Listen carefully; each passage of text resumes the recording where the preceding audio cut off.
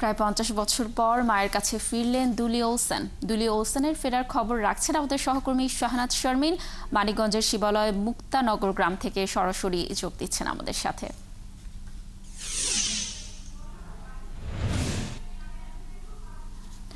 শাহনাজ, আপনি কিভাবে খুঁজে পেলেন তার পরিবারকে জানাবেন, আর তার মা দুলিকে দত্তক দিয়েছিল কেন, কি বলছেন তিনি, আর খুঁজে পাওয়ার গল্পটা আপনার কাছে একটু শুনতে চাই।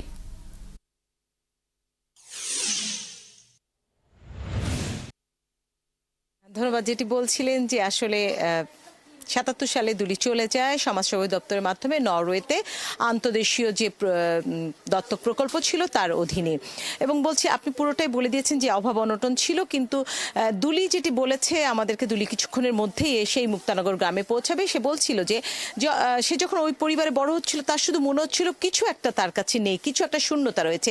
সেই থেকে সে মায়ের খোঁজে, কিন্তু তার কাছে তথ্য ছিল মাত্র দুটি। একটি হচ্ছে তার মায়ের নাম আম্বিয়া এবং বাবার নাম শীতল, এবং সে জন্মেছে দক্ষিণ এশিয়ার একটি ছোট্ট গ্রামে, বাংলাদেশের মানিকগঞ্জে। এবং আমাদের কাছে তথ্য থাকে যে কদমতলী গ্রাম। আমরা যখন প্রথম দুলি আমাদের সাথে প্রায় ৪ মাসেরও বেশি সময় আগে যোগাযোগ করে যে কদমতলী গ্রামে তার মা আছে, সেই মাকে খুঁজে দিতে হবে, খুঁজতে চায় সে। তখন আমরা আসলে প্রথমে যখন পদ্মার পাড়ে কদমতলী গ্রামের খোঁজে আসি, তখন দেখি প্রায় ২৫ বছর আগে একটি নদীগর্ভে বিলীন হয়ে গেছে, এবং সেখানে শীতল ব্যাপারী বা আম্বিয়া খাতুনকে আসলে কেউই চিনতে পারে না। যারা বৃদ্ধ আছে, বিশেষ করে ৫০ ঊর্ধ্ব, তাদের কাছে আমরা সন্ধান করি, কিন্তু একসময় সন্ধান আসলে থেমে যায়। তারপরে আমরা স্থানীয় চিকিৎসক এবং একজন শিক্ষকের সহায়তা নেই, যারা আসলে এই অঞ্চলে বসবাস করেন, যেহেতু তাদের সাথে মানুষের অনেক বেশি যোগাযোগ, সুতরাং তাদের সহায়তা নিয়ে আমরা খুঁজতে শুরু করি যে বৃদ্ধ বয়সের কেউ বা প্রশাসনের কেউ চেনে কিনা।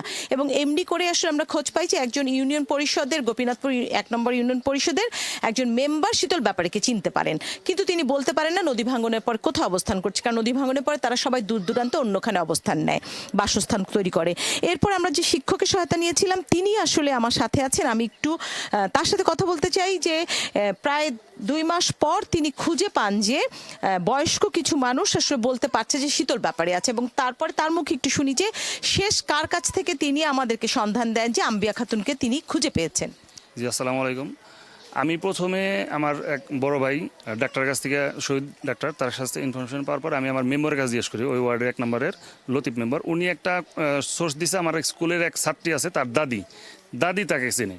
ওই জায়গা থেকে আমি সূত্র ধরে পরে অন্য ওয়ার্ড, এই মালচি এলাকায় খুঁজতে থাকি, তারপরে আর কি আমরা সন্ধান পাই। আমরা আসলে সোহেল রানা, যিনি শিক্ষক, তার সাথে করে আমরা বেশ কয়েকটি গ্রাম ঘুরেছিলাম, এবং আমরা একটু অল্প করে শুনতে চাই যে কেন দুলিকে সেই সময় ১ বছর বয়সে দিয়েছিলেন তিনি দত্তক সেন্টারে। দিয়েছিলাম খুব অভাবে দিছিলাম।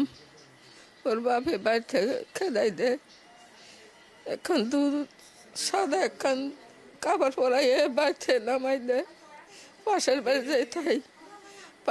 যাই তাই হেনতে খেদাই দেয়, যাই মায়ের বাড়ি, মায়ের জায়গা দেয় না।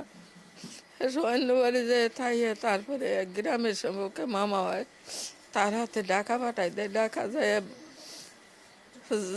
তারে যাই ছোট জালের বাসায়, ছোট জালে জায়গা দেয় না, কথাই কয় না। যাই বাসুরজির বাসায়, বাসুরজি কোনো কথা কয় না, আরো গালাগালি মুহে করার পরে তারপরে আমার মামানি নিয়ে যায়, কয়ে আমার হাতে চলো। তা যাই হাইরে বাসায় নিয়ে যায় কাজের জন্য। কাজে না হয় না আমার কয় যে তাইলে ও বাসুক, তুইও বাসে, তাইলে ওরে এতিমখানা দিয়ে দে। তখন হলো এতিমখানা দিয়ে দে। আমরা কথা বলছিলাম দুলির মা আম্বিয়া খাতুনের সাথে।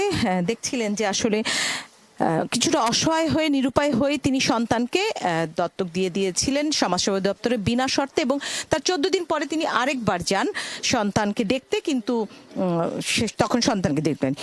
এই ছিল এখনকার মতো। আমি আবার দুলি আসলে আমরা যুক্ত হব।